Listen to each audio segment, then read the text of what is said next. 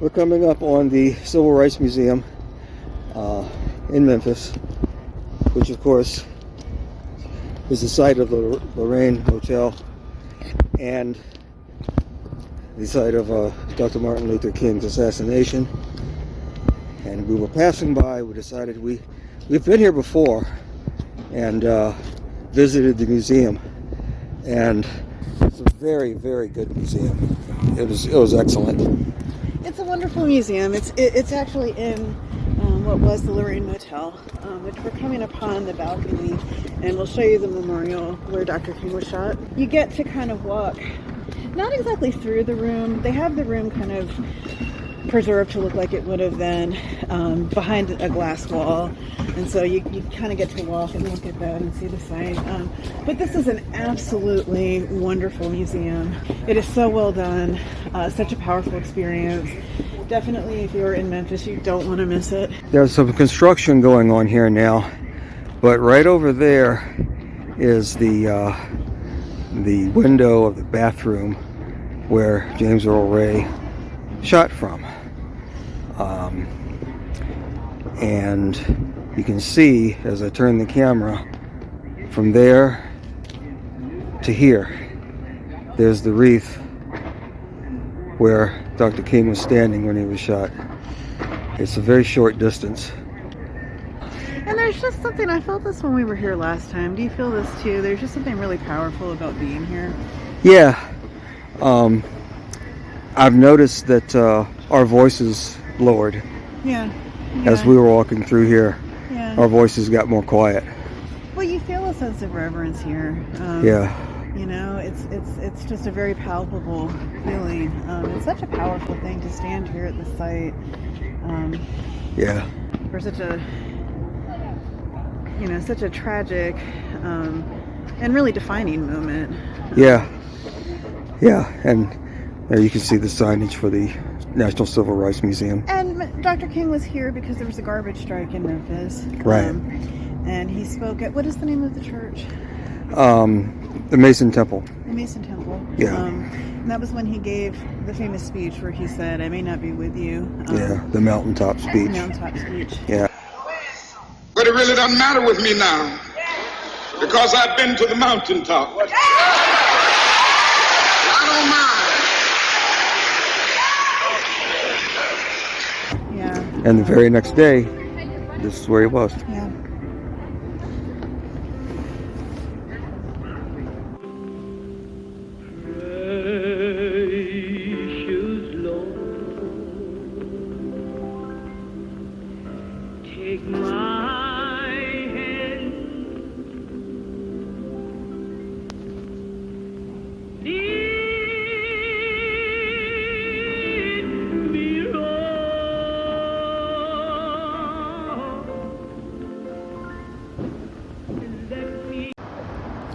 Now, this is, the museum I think owns this building too, or the buildings that involve James Earl Ray that are across the alley from the Lorraine. You can see the wreath there where Dr. King was standing. Across the alley, back behind there, was the window of the sniper's nest. And they've tore up this area and they're building something. My question is, are they building something that's going to be high enough that it's going to block the sight line between the sniper's nest and the site where Dr. King was standing?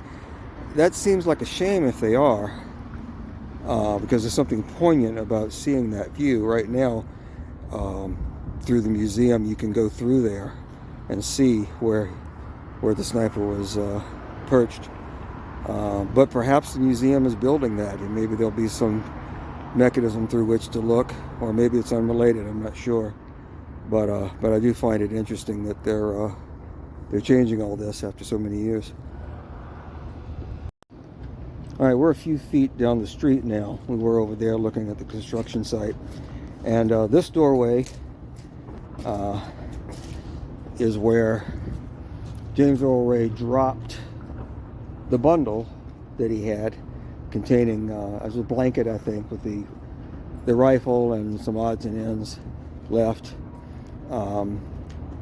It seems like he was parked over here, about where that truck is. And he exited the door over there, which I'm going to show you. He came this way and apparently saw a police car down there. Probably panicked, came back this way, and apparently didn't want the evidence with him, even though this was a strange place to leave it.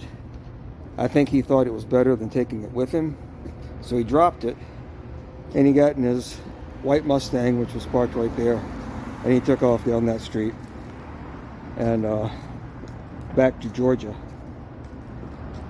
And this doorway is the doorway that he came out of. This is the lodging house where he was staying, and he came down the stairs behind this door, out of this doorway, dropped his package, and that was that.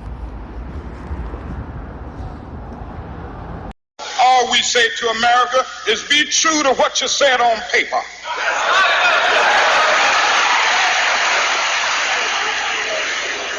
If I lived in China or even Russia or any totalitarian country, maybe I could understand some of these illegal injunctions.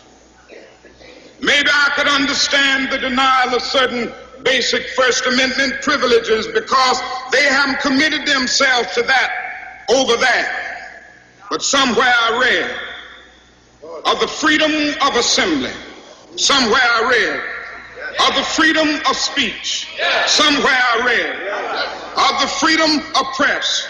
Somewhere I read that the greatness of America is the right to protest far right.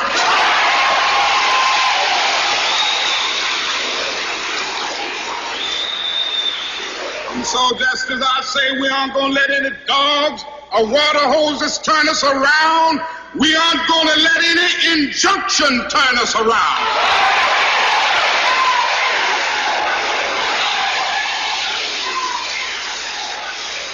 Well, I don't know what will happen now. We've got some difficult days ahead. But it really doesn't matter with me now, because I've been to the mountaintop. I don't mind. Like anybody, I would like to live a long life. Longevity has its place. But I'm not concerned about that now. I just want to do God's will. And He's allowed me to go up to the mountain.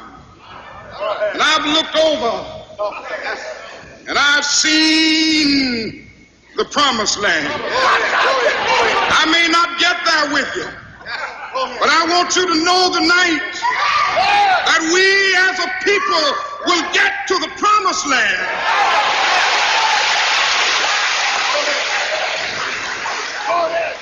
So I'm happy tonight. I'm not worried about anything. I'm not fearing any man. Mine eyes have seen the glory of the coming of the Lord.